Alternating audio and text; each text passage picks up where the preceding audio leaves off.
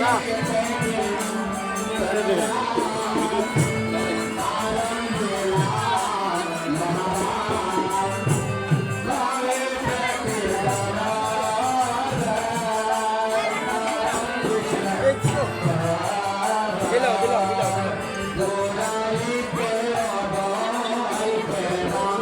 বেটা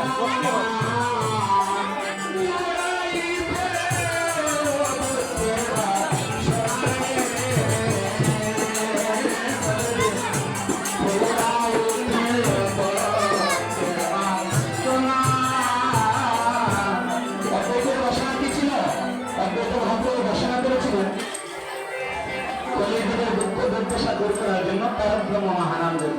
তাই বলেন কি কলিতে কীর্তন যাক আলহামদুলিল্লাহ মহাভাব পুরাইতে অদ্বৈতের বাসনা সর্বদৈত জগমান প্রভাষা ওয়াদবে প্রাণ সর্বদৈত জগমান সর্বদৈত জগমান প্রভাষা ওয়াদবে প্রাণ সর্বচেতন হরি মকরুল মুক্তি করবে করে সর্বচেতন হরি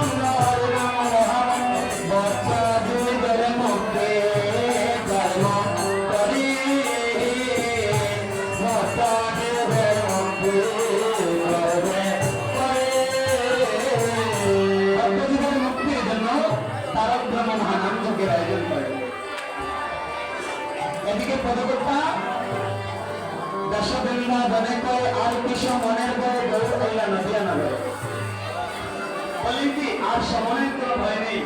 সমান মানে কি জমের কোনো ভয় নেই। একেবারে কৃষ্ণ নামে যত পাপ হরে যত পাপ হরে জীবের সতনায় যত পাপ করে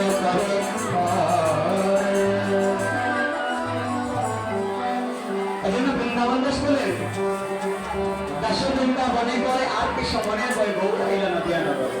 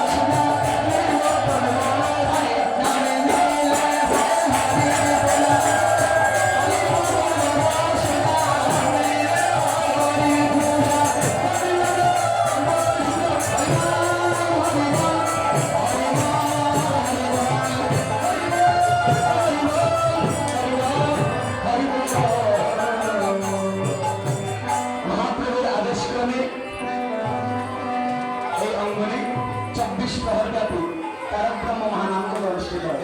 তাই পদকর্তা বলেন, আজি 24 প্রহরে নাম দৈব সম্পরে নকার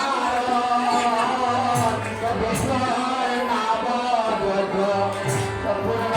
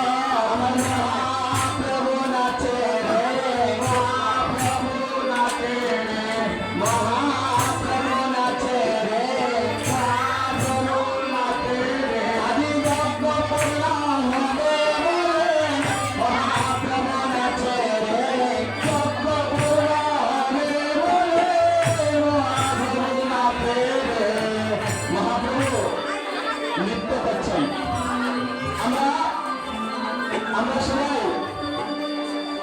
এই পৃথিবীতে রঙ্গমঞ্চে কেউ বাবার অভিনয়, কেউ মায়ের অভিনয়, কেউ সন্তানের অভিনয়, কেউ ভাইয়ের অভিনয়, আবার কেউ রাজার অভিনয়, কেউ ভিখারির অভিনয়। দেখেন, যে যাই অভিনয় করেন না কেন, সবাই মারা যাওয়ার পর এক পরিস্থিতিতে একই কৌশলে একই ভাবে কি করা হবে, দাহ করা হবে। একজন রাজাকে যেভাবে তার যেভাবে শ্রাদ্ধ করা হবে, আমারও সেভাবে শ্রাদ্ধ করা হবে, আর একজন ভিখারিরও সেইভাবে শ্রাদ্ধ করা হবে। একজন রাজা মারা গেলে স্বর্ণের পালঙ্কে করে মাটির নিচে রাখবে, আমার মতো দহন করবে। ভিখারিকে যেভাবে রাখা হয়, একজন রাজাকে ওইভাবে রাখা হয়। কিসের এত অহংকার? কিসের এত অহংকার? বিজয় সরকার বলেন, এই পৃথিবী যেমন আছে তেমন কি হবে, সুন্দর এই পৃথিবী ছেড়ে একদিন চলে যেতে পারে। সেদিন বাড়ি যেখানে আছে ওইখানে থাকবে, সম্পদ যেখানে আছে ওইখানে থাকবে, আপনার ব্যবসা প্রতিষ্ঠান যেখানে আছে ওইখানে থাকবে, আপনার জমি, যে জমির জন্য মিথ্যা কথা বলেছিলে, যে জমির জন্য অপরাধ করেছিলে, যে জমির জন্য চুরি করেছিলে, যে জমির জন্য ঝগড়া করেছিলে, আবার যে জমির জন্য মামলা করেছিলে, মামলার জায়গায় মামলা থাকবে, ঝগড়ার জায়গায় ঝগড়া থাকবে, আবার জমির জায়গায় জমি থাকবে। শুধু কে থাকবে না, তুমি থাকবে না, আমি থাকবো না। এজন্য বিজয় সরকার বলেন, এই পৃথিবী যেমন আছে তেমনই ঠিক হবে, সুন্দর এই পৃথিবী ছেড়ে একদিন চলে যেতে হবে। এদিকে কি হলো, মহাপ্রভু নাচছেন, নৃত্য করতে করতে হঠাৎ করে নিত্যানন্দ প্রভু গিয়ে প্রভুকে বলেন, প্রভু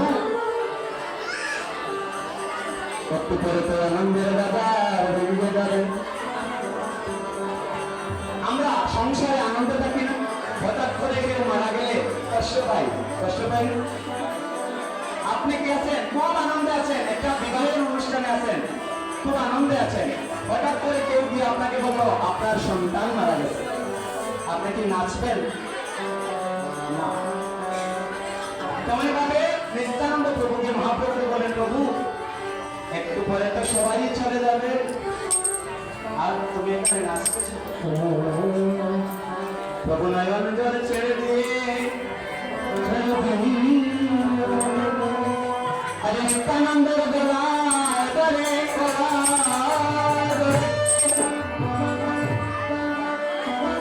নিত্যানন্দের গলায় ধরে মহাপ্রভু কাঁদছেন।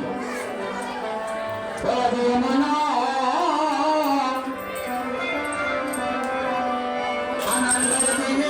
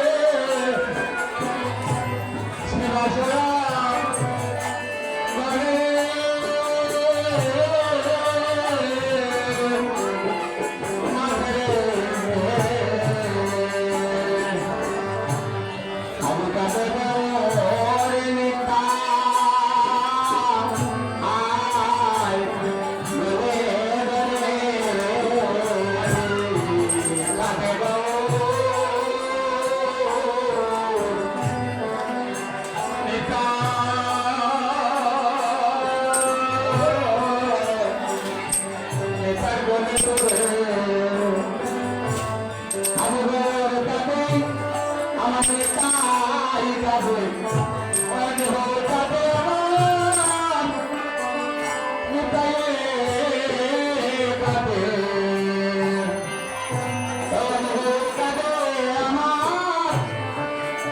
আমার আর নিতাই গাবে আজ গাবে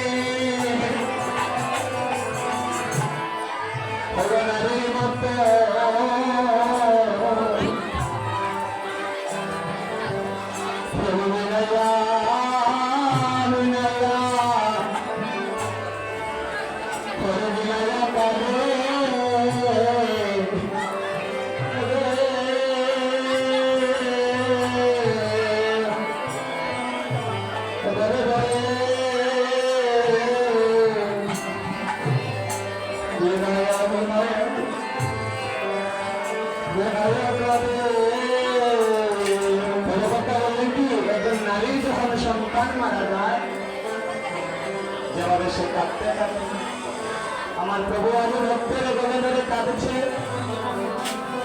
কথা বললেন কথা বললেন যেমন দেহহীনী নারীর মতো প্রভু আজ বিনাইয়া বিনাইয়া বিনাইয়া কাঁদে বলে আমার দিন কি আমার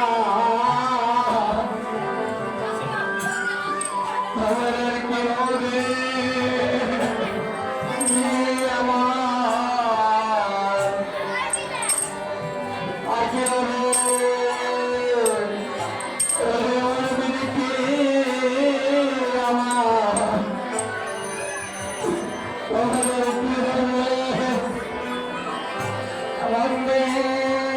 Namaste.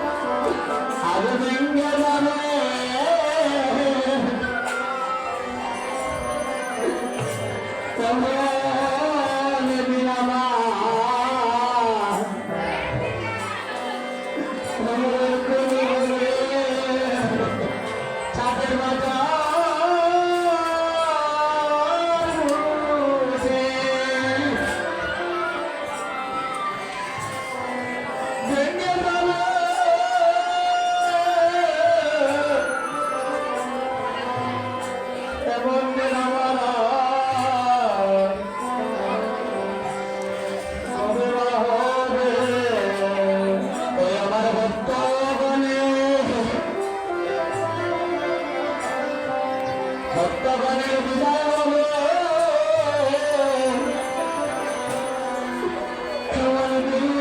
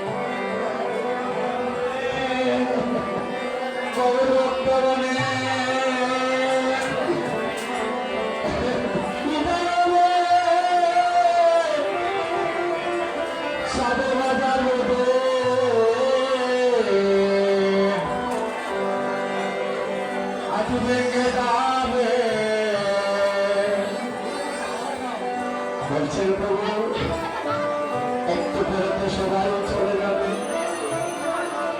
এই বিরহ জ্বালায় আমি সহ্য করতে পারব না এই বিরহ জ্বালা আমি সহ্য করতে পারব না হৃদয়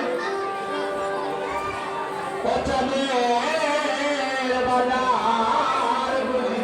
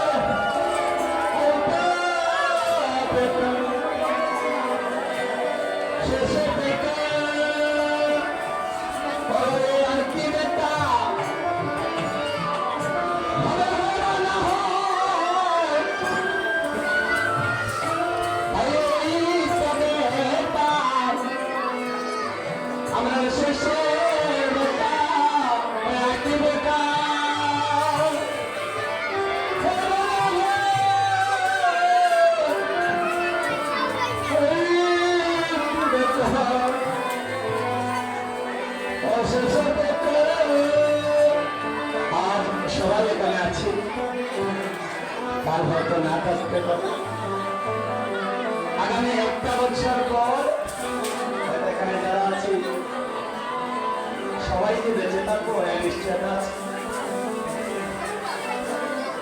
গত বছর যারা এখানে ছিলাম তারা যে সবাই আছি কি এখানে? যার যে দিন আসবে এই সংসারের মায়া ত্যাগ করে চলে যেতে হবে।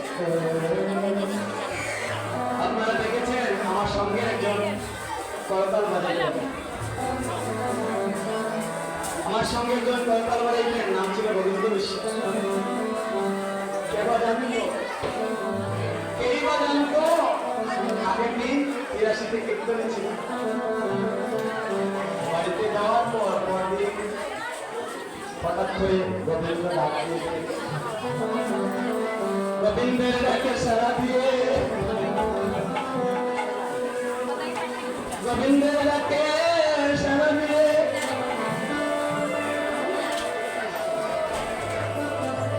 চিরজনমের মতো আমাদেরকে ছেড়ে চলে গেল। তাই ভগবন্তটা বললেন আর কি পথ দেখা হয় বা না হয়, আজ হয়তো তোমাকে আমি পেয়েছি এখানে,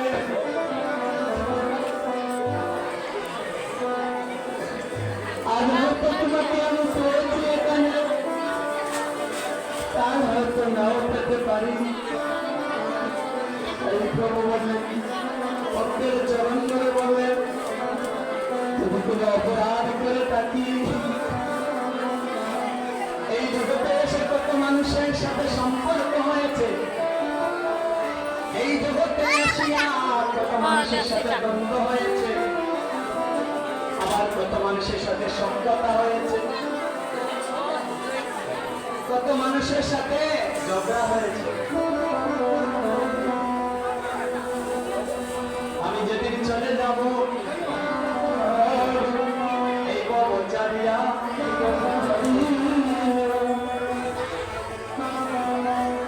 এই জগতের মানুষ তারা প্রতিবেশী আসলে আমাদের নজর দেখার জন্য, একটা নজরে দেখার জন্য আসলে আমাদের কেউ কিছু করতে পারে। আমার কথা যিনি বাজাইতে গোবিন্দ বিশ্বাস, ওনাকে যেন গোবিন্দ নিজগুণে কৃপা করে চরণ করে গাইলেন বল কৃষ্ণ প্রেমানন্দ।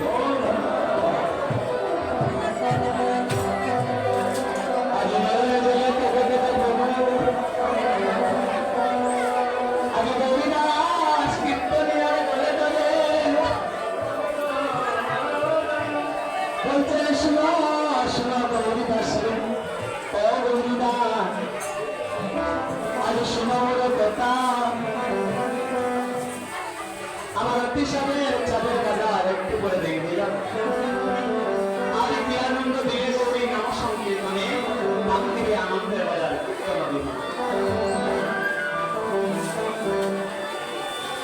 শোনো শোনো নিতাই দাদা, শোনো নদিয়া, আমার অতিশয়ের চাঁদের বাজার গানের বাংলা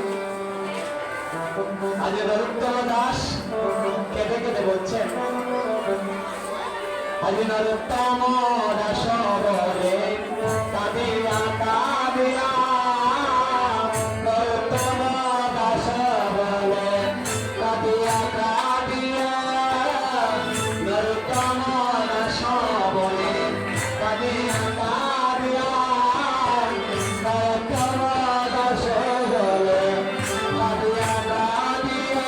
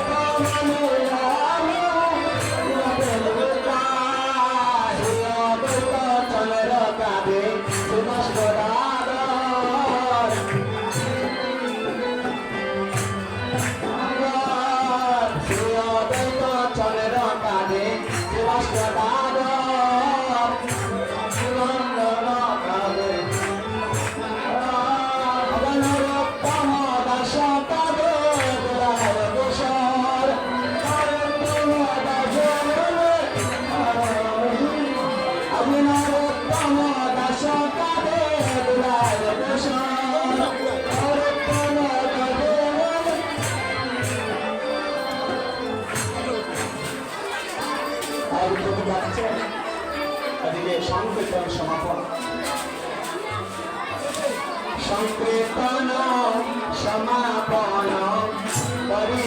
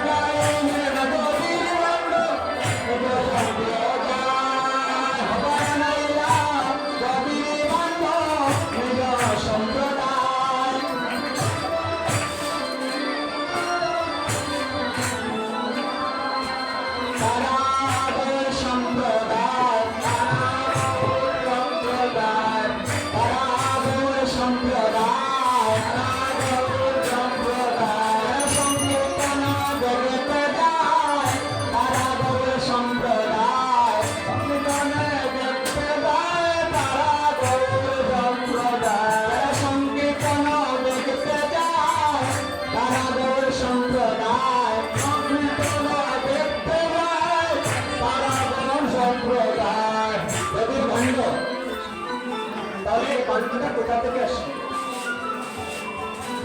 কলিজির পাপাচন্ন কলিজির পাপাচন্ন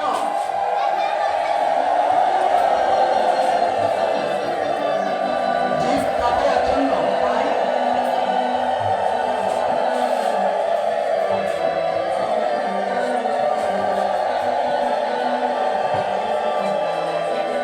তাই দরিদ্রী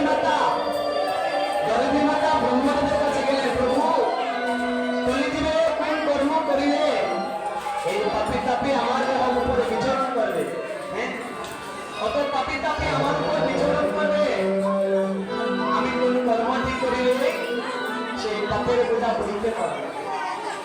কিন্তু পাপের বোঝা বহন করা যায় না। পৃথিবীতে সবচেয়ে ভারী বস্তু হচ্ছে পাপের বোঝা। সবকিছু বহন করা যায় কিন্তু পাপের বোঝা বহন করা যায় না। আর পৃথিবীতে সবচেয়ে কালো হচ্ছে কলঙ্ক। এটা একবার লাগলে আর যায় না। তাহলে ব্রহ্মদেব বললেন, ব্রহ্মদেবকে দরিদ্রী মাতা বললেন, প্রভু আমার উদ্ধার করে দাও, উদ্ধার করে দাও, উদ্ধার করে দাও, উদ্ধার করে দাও, আমি পাপের মায়া সইতে নারি, উদ্ধার করে দাও, পাপের মায়া সইতে নারি, উদ্ধার করে দাও, পাপের মায়া সইতে নারি, উদ্ধার করে দাও, সইতে নারি, উদ্ধার করে দাও। ব্রহ্মদেব বললেন, শোনো, কলিযুগে শ্রীমন গৌর হরি তারক ব্রহ্ম মহানামকে অর্পণ করে, আর ওই তারক ব্রহ্ম মহানামকে দধির ভাণ্ড রাখা হবে। আর দধির ভাণ্ড যখন তোমার উপরে বঞ্চন করা হবে, দধির ভাণ্ড যখন তোমার উপরে বঞ্চন করা হবে, তাহলে তুমি উদ্ধার হইবে, আর উদ্ধার হইবে,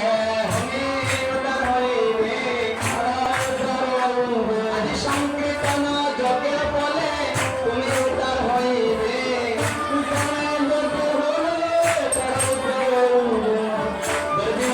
শুধু আমি উদ্ধার হবো, আর কেউ উদ্ধার হবে না, আর কেউ উদ্ধার হবে না। প্রভু বললেন, আর তারা উদ্ধার হইবে, তারা উদ্ধার হইবে, তারা উদ্ধার হইবে, তারা উদ্ধার হইবে, সংকীর্তন দেখতে যাবে, তারা উদ্ধার হইবে, সংকীর্তন দেখতে বলে, তারা উদ্ধার হইবে, সংকীর্তন দেখতে যাবে, তারা উদ্ধার হইবে, সংকীর্তন দেখতে বলে, তারা উদ্ধার হইবে, সংকীর্তন দেখতে যাবে, তারা উদ্ধার হইবে, সংকীর্তন দেখতে যাবে, তারা উদ্ধার হইবে। যারা সংকীর্তন করতে যাবে তারা উদ্ধার হইবে। আর দধির ভাণ্ড সেটা কি? পদকর্তা বললেন, দধির ভাণ্ড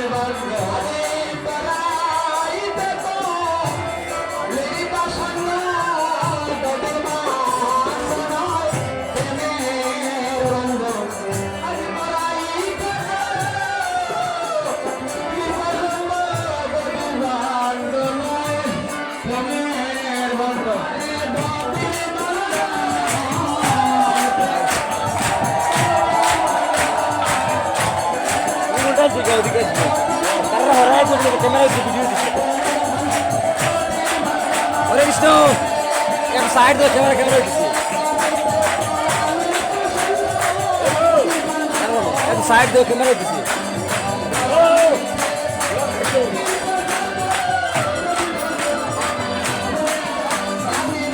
ক্যামেরা দিচ্ছে ক্যামেরা সাইড দিয়ে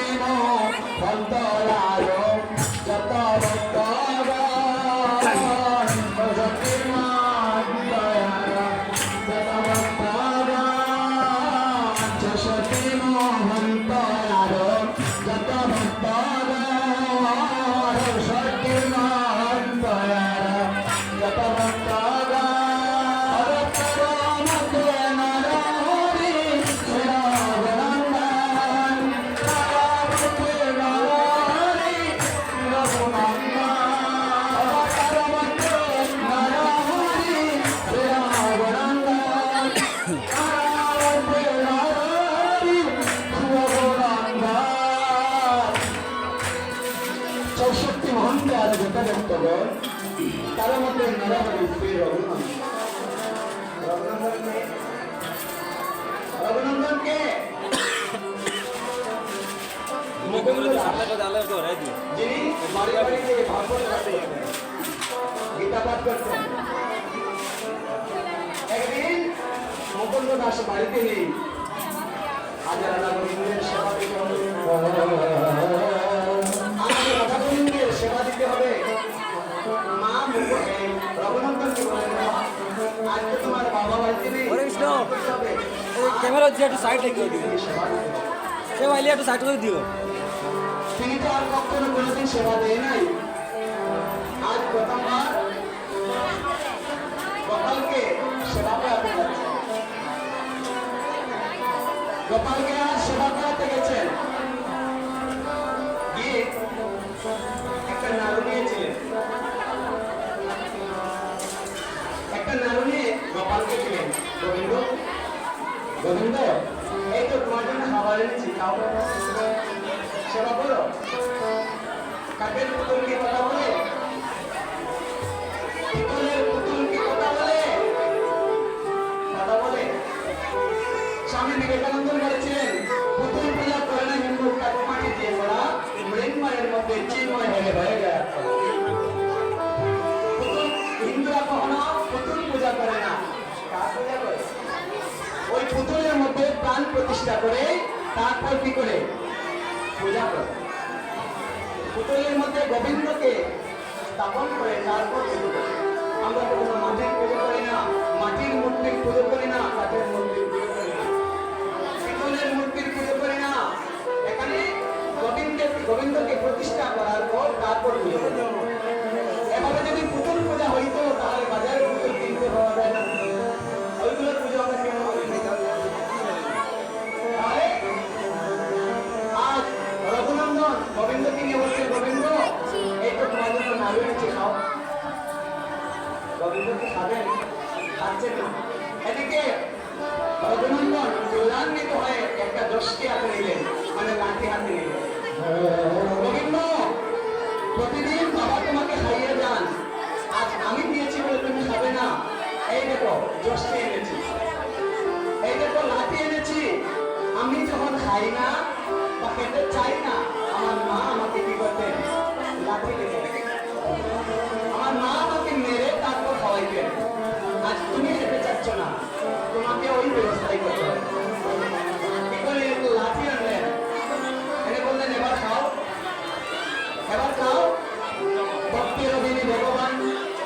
ভক্তের অধীনে ভগবান নিজে উচ্চিত হয়ে পায় ভক্তের সঙ্গে আজ গোবিন্দ লাঠির বলে নয় ভক্তের প্রেমাধুরে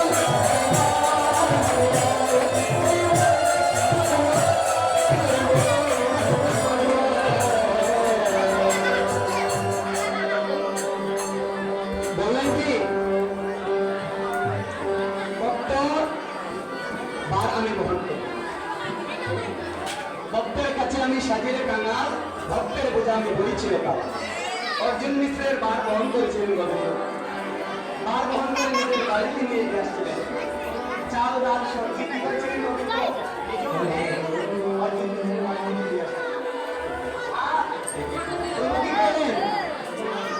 প্রভু ভক্তের ভিড়ে ভগবান বলেন কোন ভক্ত যদি করে তুলসী ভগবান জলস্য চরণেরমা বিকিরিত সমাত্মার ভক্তব্য ভক্ত বলছে অর্থাৎ যে ব্যক্তি একটা তুলসীর পত্র দিয়ে আমার অর্জন করে ভক্তের জন্য আমার আত্মা বিক্রয় করে তার আত্মা বিক্রয় করে আমি তার ঋণ শোধ করার চেষ্টা করি আর ভক্তের ঋণ শোধ করতে আমি কাঙাল সাজি আমি বিজ্ঞানী সাজি বিজ্ঞানী সাজেন সেজেছিলেন প্রভু বিজ্ঞানী সেজেছিলেন রাজপুত্র বিজ্ঞানী সেজেছিলেন ভক্তের জন্য বিজ্ঞানী সেজেছিলেন আজ রঘুনন্দন কাঁদছে আর নয়নে জলে উপবাসী বলছেন প্রভু যদি তুমি আজ না পাও তাহলে আমার মা যেভাবে আমাকে মারতে ওইভাবে আপনি আমাকে এখানে হচ্ছে বাৎসল্য প্রেম এখানে প্রেম ধরে বাধা এটা ভক্তির কথা এটা হচ্ছে ভক্তির কথা আমরা ক্রোধান্বিত হয়ে কাউকে মারতে যাই এটা হচ্ছে ক্রোধ আর রঘুনন্দন প্রভুকে মারতে গিয়েছিলেন এটা ক্রোধ নয় এটা ভক্তি প্রভু খেলেন প্রভু খেয়েছিলেন আজ মুকুন্দ দাস বাড়িতে আসলেন বললেন তুমি ভগবানের সেবা দেও নাকি বলে হ্যাঁ আমি দিয়েছি তাহলে প্রসাদ কোথায় আমরা সেবা দিই না প্রভুকে সেবা দেওয়ার পর প্রসাদ পাই না তাহলে আজকে প্রসাদ কোথায় বলেন বাবা এই তো আমি প্রসাদ দিয়েছিলাম ভগবান সব কিছু দিয়ে ফেলেছে ভগবান সব কিছু খেয়ে ফেলেছেন এটা আশ্চর্য কথা না হঠাৎ যদি কেউ এসে বলে আমি ভগবানকে কালিয়ে দিয়েছিলাম ভগবান সব বিশ্বাস হয়েছে তো মুকুন্দ দাস বিশ্বাস করলেন না না না এটা হতে পারে না তুমি গোবিন্দকে সেবা না দিয়ে তুমি খেয়ে ফেলেছ গোবিন্দকে সেবা না দিয়ে তুমি খেয়ে ফেলেছ বললেন না না আমি খাই নাই আমি বিনয়ের সাথে রঘুনন্দন বলছে না বাবা আমি খাই নাই আমি গোবিন্দকে দিয়েছি বললেন না এটা বিশ্বাস করা যাবে না চলো আমার সঙ্গে চলো গিয়ে দেখলেন পিতলের মূর্তি কোনো কিছু নাই বল তুমি আমার কাছে মিথ্যা বলেছো আমি সমস্ত জীবন গীতা পাঠ করেছি আর আমার গর্ভের সন্তান আমার সন্তান নাকি মিথ্যাবাদী হয়েছে এটা কখনো মেনে নেওয়া যায় না আমি তোমাকে ত্যাগ করবো কেননা যে সন্তান মিথ্যা কথা বলে ওই সন্তান আমার কোনো প্রয়োজন নেই গোবিন্দ এবার আমায় রক্ষা করো গোবিন্দ কি করেন দৈববাণী হয়ে রঘুনন্দনকে বললেন তুমি এক কাজ করো তোমার পিতার মস্তকে হাত দাও দেখেন ভক্তের স্পর্শ নিলে অভক্ত ভক্ত হয় তুমি তোমার পিতার মস্তকে হাত দাও রঘুনন্দন কি করলেন আজ মুকুন্দ দাসের মস্তকে হাত ধারণ করলেন আর যবেমাত্র মুকুন্দ দাসের মস্তকে হাত ধারণ করলেন তখন মুকুন্দ দাস দেখলেন কি और गांधी कंदा परे और गानरो याच परे और गांधी कंदा परे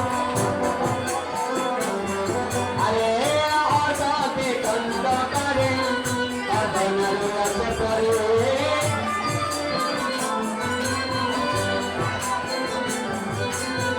बतो बतो प्रिय बतो बने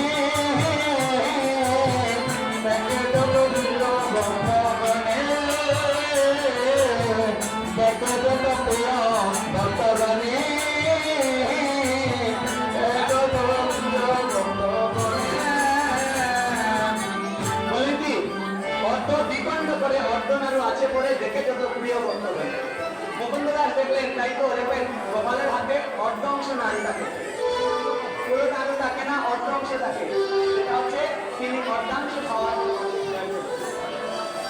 আর তারা দেখেছিলেন যারা ভক্ত তারা দেখেছিলেন অভক্ত হলে হবে না এরা ভক্ত তাই দর্শন করেছিলেন, অভক্তকে দর্শন করতে পারেন। তাই প্রভু বললেন কি, যার তার কানে বাজে না, তার কানে বাজে না, তার কানে বাজে না, তার কানে বাজে না, আরে কৃষ্ণ নামের বাজে না, তার কানে বাজে না, কৃষ্ণ নামের বাজে না, তার কানে বাজে না, কৃষ্ণ নামের বাজে না, তার কানে বাজে না, কৃষ্ণ নামের বাজে না, তার কানে বাজে না, আরে বাজে কানে বাজে না, তার কানে বাজে না, বাজে কানে বাজে না, তার কানে বাজে না, আরে কৃষ্ণ ভক্ত না হইলে বাজে কানে বাজে না,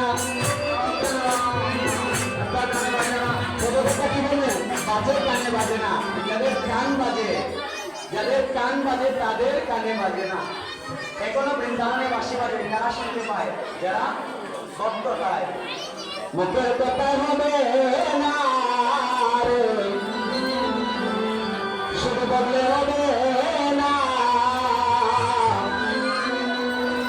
ওই ভজগোপীর বলে না হলে কৃষ্ণ মিলবে না।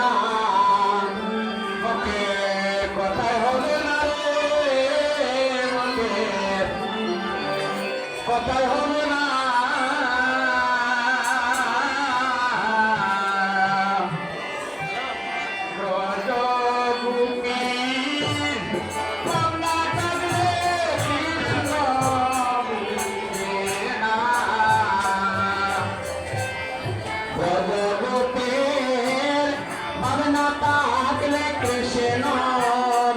কৃষ্ণ মিলবে না।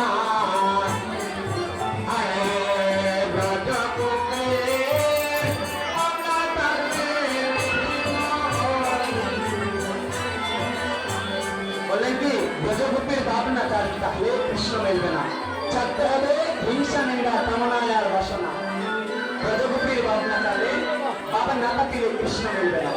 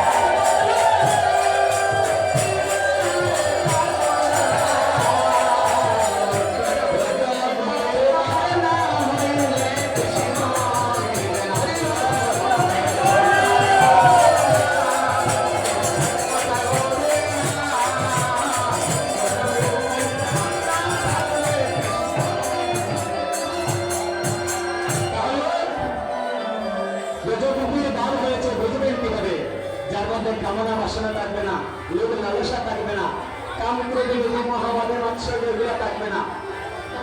আপনি বুঝবেন তার মধ্যে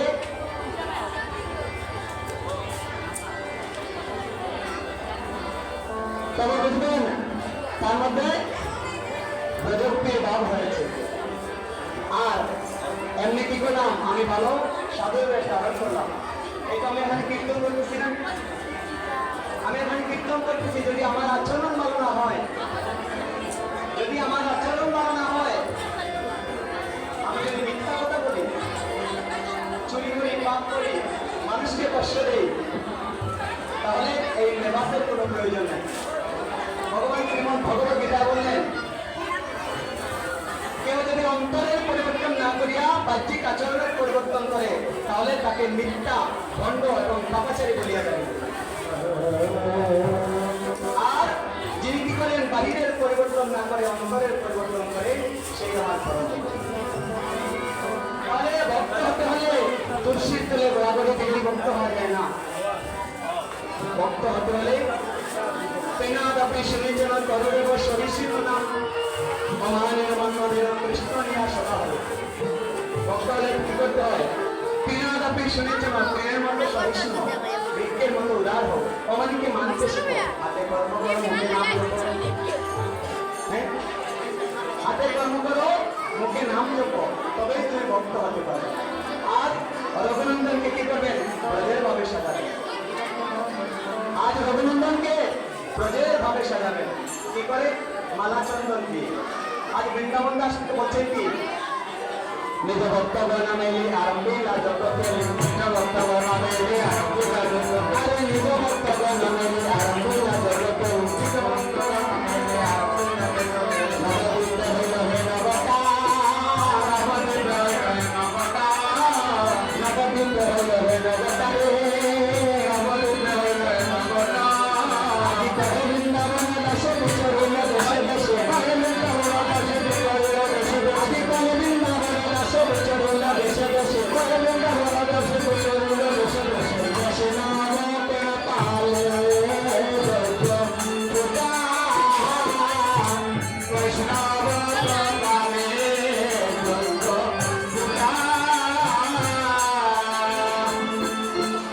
বৈষ্ণবকে পালে যোগ্য হলো। যারা চন্দন করেছেন, মহাপ্রভু আদেশ দিয়েছেন নিত্যানন্দ বলে, যাদেরকে মালা চন্দন করাবো করানো হবে, তারা আর অবৈষ্ণব নয়। সবাইকে মহাপ্রভু কি করেন? আপন বংশধর বলিয়া যাদের বলছেন, সবাই বৈষ্ণব হল, কৃষ্ণ আর 64 মহন্ত আরো যত ভক্ত, 64 মহন্ত আরো যত ভক্ত,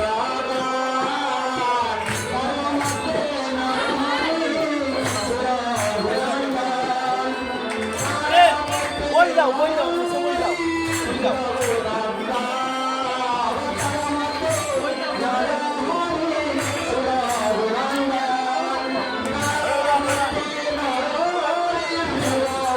Oh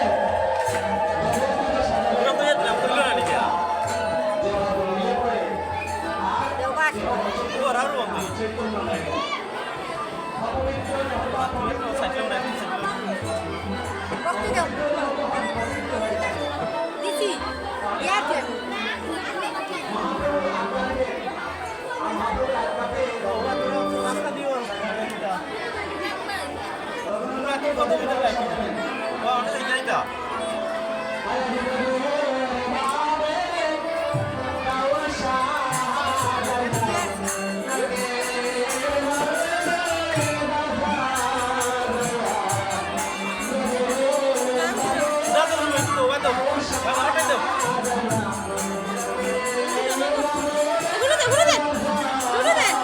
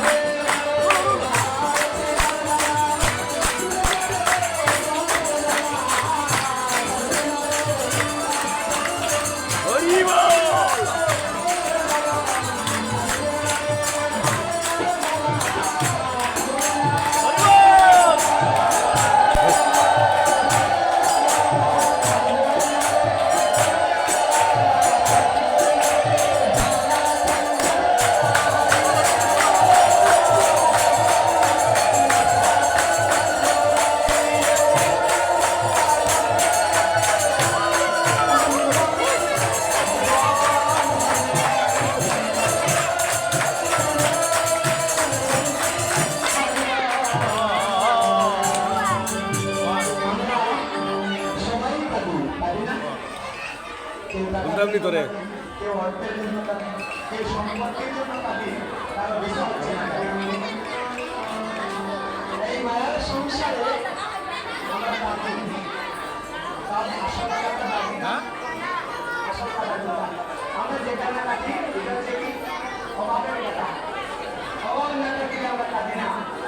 তাই বলে কথা বলেন, অভাব না থাকিলে কেউ কাঁদে না, অভাব না থাকিলে কেউ কাঁদে না, অভাব না থাকিলে কেউ কাঁদে না, অভাব না থাকিলে কেউ কাঁদে না।